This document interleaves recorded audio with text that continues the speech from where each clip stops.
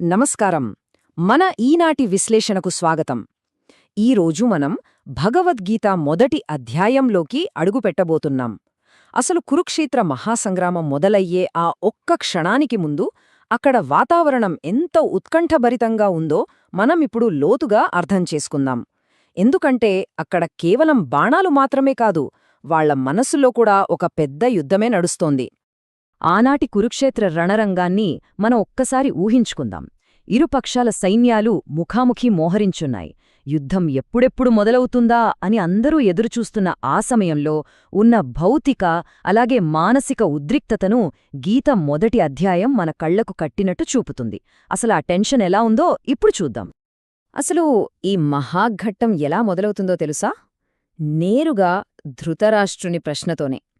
ధర్మక్షేత్రే కురుక్షేత్రే సమవేతాయుయుత్సవః మామకాః పాండవాశ్చైవ కిమకుర్వత సంజయ. అంటే యుద్ధం చెయ్యాలనే తీవ్రమైన కోరికతో ఆ ధర్మక్షేత్రమైన కురుక్షేత్రంలో సమావేశమైన వారు అసలు ఏం చేశారు అని అడుగుతున్నాడు. ఈ ఒక్క ప్రశ్నతోనే మనల్ని అమాంతం ఆ యుద్ధభూమి మధ్యలో తీసుకెళ్లి నిలబెట్టేస్తుంది ఈ శ్లోకం. వినడానికి ఇదొక సాధారణ ప్రశ్నలా అనిపించినా ఇందులో చాలా లోతైన అర్థం దాగి ఉంది. ఇక్కడ ధృతరాష్ట్రుడు మామకః అంటే నావాళ్ళు అని, పాండవః అంటే పాండురాజు కుమారులు అని స్పష్టంగా ఒక గీత గీశాడు. గమనించారా? భాష్యం ప్రకారం చూస్తే సొంత తమ్ముడి పిల్లలనే పరాయివాళ్లుగా చూడటం అతనిలోని పక్షపాతానికి నిదర్శనం. ఇది కేవలం అతని శారీరక అంధత్వం మాత్రమే కాదు సుమా, అతనిలోని ఆధ్యాత్మిక అంధత్వాన్ని కూడా బట్టబయలు చేస్తోంది. మొదటి విభాగం దుర్యోధనుని సైనిక పరిశీలన. ఇక్కడ మన ఫోకస్ దుర్యోధనుడి మీదికి మారుతుంది. పాండవ సైన్యాన్ని చూడగానే దుర్యోధనుడు ఏం చేశాడో తెలుసా? తను ఒక రారాజు అయినా కూడా వెంటనే తన గురువైన ద్రోణాచార్యుని దగ్గరకు పరుగెత్తుకుంటూ వెళ్లాడు. పైకి మాత్రం చాలా రాజకీయ చాతుర్యంతో మాట్లాడుతున్నట్లు కనిపిస్తున్నాడు. కాని లోపల మాత్రం ఆ సైన్యాన్ని చూసి పుట్టిన తీవ్రమైన భయాన్ని కప్పిపుచ్చుకోవడానికే అతడు అలా గురువు వద్దకు వెళ్లాడని మనకు స్పష్టంగా అర్థమవుతుంది. అక్కడ దుర్యోధనుడు కేవలం చూసి ఊరుకోలేదు. ఒక రకమైన మానసిక యుద్ధం మొదలుపెట్టాడు. పాండవ సైన్యంలో ఉన్న మహామహులను అంటే దృష్టద్యుమ్నుడు, భీముడు, అర్జునుడు, యువధానుడు, విరాటుడు, ద్రుపదుడు ఇలా అందరి పేర్లు గురువుకి చెప్తున్నాడు. ఇక్కడ ఒక ఆసక్తికరమైన పాయింటేంటంటే ద్రోణుడి దగ్గరే విద్య నేర్చుకున్న ద్రుపదపుత్రుడే ఇప్పుడు ద్రోణుడికే వ్యతిరేకంగా వ్యూహం పన్నాడని వ్యంగ్యంగా గుర్తుచేయడం దుర్యోధనుడి రాజకీయ కుతంత్రానికి అద్దం పడుతోంది. రెండు సైన్యాల బలాబలాల మీద దుర్యోధనుడి అంచనా ఎలా ఉందో ఇప్పుడు మనం స్పష్టంగా అర్థం చేసుకోవచ్చు. ఒకవైపు భీష్మపితామహుడు రక్షిస్తున్న తన సొంత సైన్యం అపరిమితమైనదని అనుకుంటున్నాడు. మరొకవైపు భీముడు రక్షిస్తున్న పాండవ సైన్యం తక్కువే అయినా అది అత్యంత శక్తివంతమైనదని అంచనా వేస్తున్నాడు. సాక్షాత్తు ఆ భీష్ముడే తన వైపు ఉన్నప్పటికీ భీముని పట్ల దుర్యోధనుడి మనసులో ఎంత అభద్రతాభావముందో ఈ పోలిక మనకు చెప్పకనే చెబుతోంది. రెండవ విభాగం భయంకరమైన శంఖారావాలు. ఇక్కడే అసలైన యుద్ధ వాతావరణం మొదలవుతుంది. ఆ క్షణంలో వాతావరణం ఎంత ఉద్రిక్తంగా మారిపోయిందో ఊహించండి. దుర్యోధనుడికి కాస్త ధైర్యం చెప్పడానికి భీష్ముడు ఒక సింహంలా గర్జిస్తూ తన శంఖాన్ని పూరించాడు.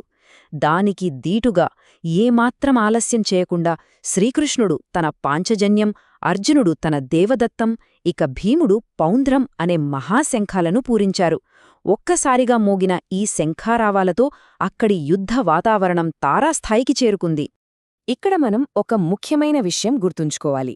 ఈ పాంచజన్యం, దేవదత్తం అనేవి కేవలం సాధారణ శంఖాలు కావు. భాష్యం వివరిస్తున్నట్లుగా ఇవి పరిపూర్ణమైన విజయానికి సంకేతాలు. ఎక్కడైతే భగవానుడైన శ్రీకృష్ణుడు ఉన్నాడో అక్కడ సాక్షాత్తు లక్ష్మీదేవి ఉన్నట్లే. కాబట్టి ఆ శంఖాల ధ్వని పాండవుల అఖండ విజయాన్ని ముందే నిర్ధారించిందని మనం అర్థం చేసుకోవచ్చు. అసలు ఆ శబ్దం ఎంత భయంకరంగా ఉందో ఈ శ్లోకం మనకు చెబుతోంది. స ఘోషో ధార్తరాష్ట్రాణాం హృదయాని వ్యదారయత్ అంటే ఆ మహాధ్వని ధృతరాష్ట్రుని కుమారుల గుండెల్ని బద్దలు చేసింది అని అర్థం. ఆకాశం భూమి దద్దరిల్లేలా మోగిన ఆ దివ్య శబ్దంతో కనీసం ఒక్క బాణం కూడా గాలిలోకి వెళ్లకముందే కౌరవ సైన్యం యొక్క మనోధైర్యం పూర్తిగా కుప్పకూలిపోయింది. మానసికంగా ఇది ఎంత పెద్ద దెబ్బో ఆలోచించండి. మూడవ విభాగం ఇరు సైన్యాల మధ్య అర్జునుడు. ఇప్పుడు కథ మొత్తం మన హీరో అర్జునుడి చుట్టూ తిరుగుతుంది. సరిగ్గా యుద్ధం మొదలయ్యే ఆ నరాలు తెగే క్షణంలో, బాణాలు దూసుకుపోయే ఆ చివరి సెకండ్లో ప్రపంచంలోనే అత్యుత్తమ ధనుర్ధరుడైన అర్జునుడు అసలు ఏం చేస్తాడన్నది చాలా ఆసక్తికరం. ఆ క్షణంలో అతడు తీసుకున్న ఒక నిర్ణయమే మొత్తం భగవద్గీతకు పునాది ఎలా వేసిందో ఇప్పుడు మనం చూద్దాం. హనుమంతుని చిహ్నం ఉన్న ఆ మహారథంపై ఉన్నాడు అర్జునుడు.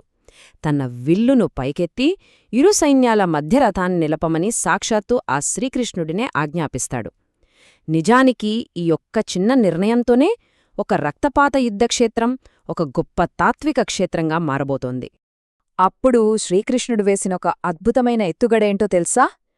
ఓ పౌరుషవంతుడా, ఇక్కడ సమావేశమైన కురువంశీయులందరినీ చూడు అని చెబుతూ ఆ రథాన్ని తీసుకెళ్లి నేరుగా భీష్ముడు మరియు ద్రోణాచార్యుల ఎదురుగా నిలబెడతాడు.